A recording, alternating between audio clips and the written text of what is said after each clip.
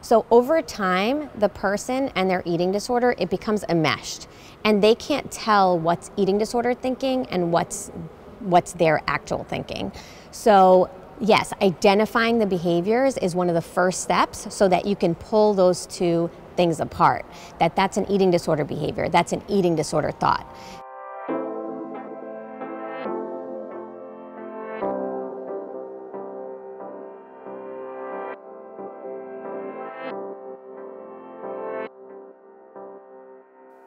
All right, everybody, it's Mr. G here with Dr. Dave at the Cohen's Children's Medical Center. And we're going to have an interesting chat about an interesting problem, but she's an interesting lady.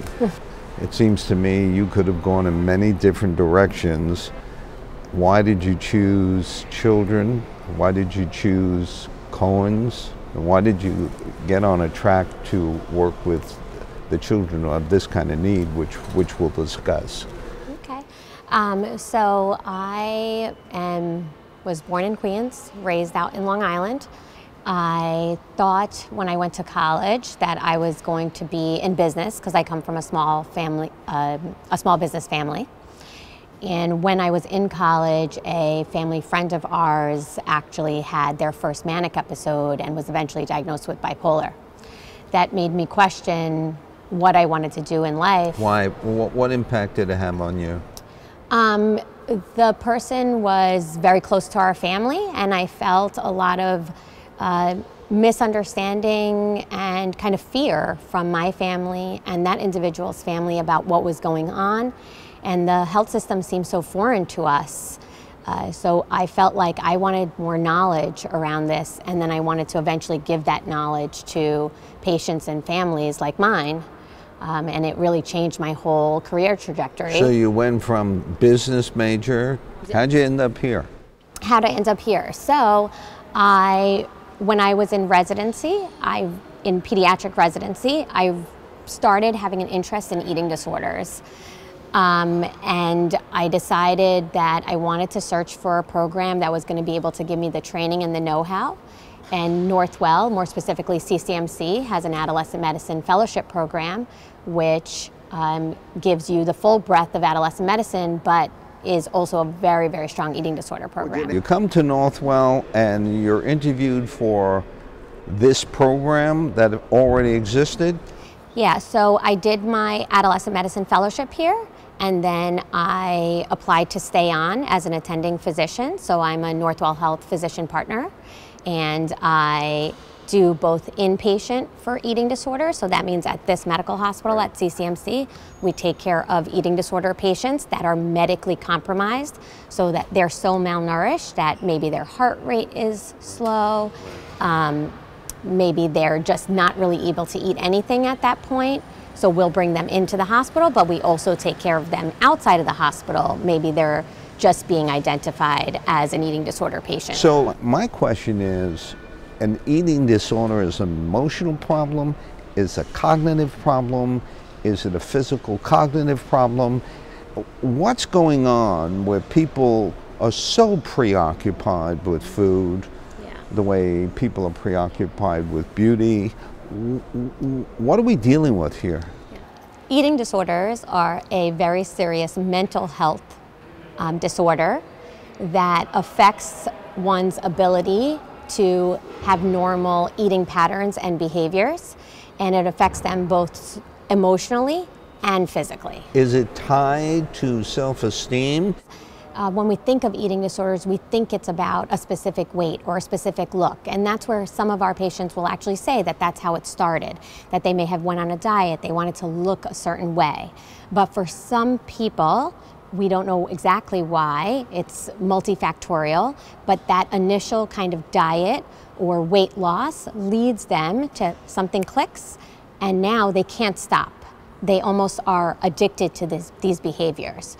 So what you'll see over time is these patients become socially withdrawn, that they refuse to do things that they were doing before, going out to dinner with their family, and they can have an unhealthy obsession with exercise or other behaviors that compromise how they're supposed to grow. The most common eating disorders that we see in the hospital are going to be anorexia nervosa, which is essentially just restricting your eating, and you can throw up with that disorder. Bulimia nervosa, where patients are binging, so they're eating a lot at one time and then throwing up. ARFID, which is avoidant restrictive food intake disorder. So these are patients that may be very picky eaters, but so much so that they are falling off their growth chart, or it's hard for them to function in school or otherwise. All right. Average age of the patients that come in here? So essentially eating disorders, the average age is actually 18 years old of age of diagnosis, but usually many patients are already struggling with feelings or thoughts in their adolescent age group. So we see patients, both outpatient and inpatient, that range from the ages of about 11 all the way to 21. So speak to the camera right now, because there's a parent watching who has a child, and they're seeing, and what's the first step they've got to do knowing that Northwell has a program to help them? What should they do? Yeah, so what we would say is that the first step is, if you're concerned that your child is not eating the way that they used to, that they're not growing in the way that they should be, because teenagers should always be growing and developing. If they're losing weight or they're just not eating, they should really be brought to their pediatrician, or you can call the adolescent medicine department and you can get triaged by one of our social workers to say, is this something that you should be coming to see our outpatient division for? Are we very worried about you? Should you be coming into our emergency room for a potential medical hospitalization? So, that's what I would say to parents. Okay, tell me about the programs once they're here. I know this is a cognitive therapy program, and there's a word that I can't pronounce, don't make fun, dialectal behavioral therapy? Yeah, easier way to say that is laughing. Hey, the easier way to say that is DBT. DBT. So essentially, once trying to impress her too. Once they're in the medical hospital, we have a comprehensive team that takes care of them. So we're adolescent medicine specialists or eating disorder specialists. There are psychologists, there are psychiatrists, social workers, there are nutritionists, the nurses on the floor. It is really a multidisciplinary whole team approach to helping not only the patient start eating and start the process of recovery, but also lots of psychoeducation for the parents and just explaining to them what's going on with their child and what's to come. My understanding is essentially you're trying to rewire the brain. You're trying to write down, catch what you're doing, see if you can record everything you're doing, and then come back and be trained to retrain. Is that right? So actually over time, when someone develops an eating disorder, as I stated, it doesn't start overnight. So usually it's a healthy diet that kind of went too far. So over time, the person and their eating disorder, it becomes enmeshed.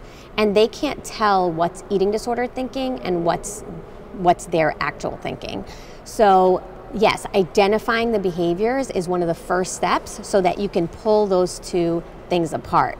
That's an eating disorder behavior, that's an eating disorder thought. And that's important for parents to know, that adolescent eating disorders do get cured. So there's a lot of misinformation out there on social media or even amongst treatment providers where they feel that an eating disorder is forever. That's not true in the adolescent age group. What is your success rate? So we would say that over 80%, close to 90% of adolescent eating disorders can get completely cured. That's 100% cured. And then you have the 10 to 15% that progress into adult eating disorders, which have a not as good of a prognosis. The shorter duration you have your eating disorder thinking and behaviors, you have a better long-term prognosis. And the earlier age of diagnosis actually lends itself to a better prognosis. What's the schedule once they're here? Great question. So what we do is we put patients on an eating schedule because they're not going to have normal hunger cues. So they really need to be given a schedule. So usually at around 8:30 a.m., All of our patients are sitting in a separate room where they're observed by trained staff, and they have a meal time, and followed by something called a sit time, where they're not allowed to engage in exercise or go to the bathroom in case they're a patient that throws up after they eat or something like that. Having an observed sit time is helpful to decrease the distress after a meal. So we have lunch then at 12 o'clock. Stop there. Why should stress be involved with eating? Did you want to say great question again? Great question again. Eating disorders, for many, are a coping mechanism for something else. And we have a young generation right now that needs, some of which struggle with coping mechanisms for stress and anxiety. So for many people, an eating disorder is a coping mechanism to something else going on. And that's why we actually saw such a huge increase in eating disorders post the COVID-19 pandemic. That worldwide global uncertainty brought about double the amount of patients, if not more than that, into our doors.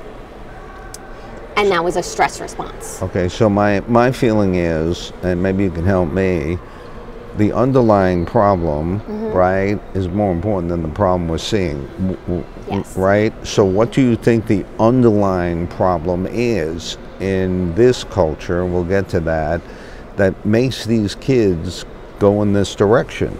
So I think that our children are exposed to a lot more on social media in terms of body image, and what they're perceiving is normal workout culture and body types, for example. So there's a lot more pressure, and they're often comparing themselves to other, much more than we were when we didn't have access to those types of things on our fingertips. What must the parents do when they have a child who's on the verge here? So I think it's so important for our young people to have access to mental health. So we have a lot of young people that tell us that for many years they were very nervous in school, or that they had a tough time socializing. And at the end of the day, when you kind of get into it, they have long-standing anxiety, and they've developed coping mechanisms through time, some of which can also be parents taking them out of anxiety-provoking situations. So when we remove all the obstacles ahead for our children, we are not modeling or giving them the skills to overcome obstacles. How can you treat people without investigating what's going on at home? So we do that. So our... You're supposed to say that was a good question. Oh, okay. We'll do it again. How do we do that? So that was a good question. So our outpatient adolescent medicine division, and this is why you want to come into care early, we spend 1 to 2 hours with our families, with a social worker, with a nutritionist, with the doctor, having private interviews with the parent and the child to really get a comprehensive evaluation of not only what's going on in that for that child right now, but what has happened through time, what family situation they're in, what educational system they're in. What is your role here? You got a whole team and you're a doctor. So my role is to do the evaluation, let families know if their child is currently medically compromised from their eating disorder or not, if they're appropriate for outpatient levels of care where they can see a therapist once a week, they can see a doctor once a week, or they need more care than that because they're medically compromised. So if I see a patient in my office that's medically compromised, I'm going to send them here to Cohen's to be admitted to the hospital to get their, essentially, usually these patients have a very low heart rate, because one of the things the body does to compromise for not getting enough nutrition and food is essentially by slowly shutting down. So it slows your heart rate, and that can be dangerous. It can lead to heart attacks or an arrhythmia. So what we do is we send them here for medical stability. Is this a Western phenomena that we're looking at? Are we looking at the problems that we create in this culture, in this society, in the West? So it's a good from question. 2000 to 2018, the worldwide incidence of eating disorders doubled. So this is not just a Western problem, but since the pandemic, we've seen a significant increase in the US. So I do think it's a worldwide problem. Is it more pronounced in societies that emphasize a certain body type? Is this, by the way, more of a female problem than a male problem? So it is a higher prevalence in females than males, but we do treat a lot of males with eating disorders. It's often more easily picked up in females because if a young female loses her period or her menses, then oftentimes that's something that parents pick up pretty quickly, versus a male doesn't have that same marker. Let's talk about the early signs at different ages. Okay, you can take it from there. Yeah, so early. When is the very earliest sign that you may see something? So you start seeing a change in the language or the behaviors around food.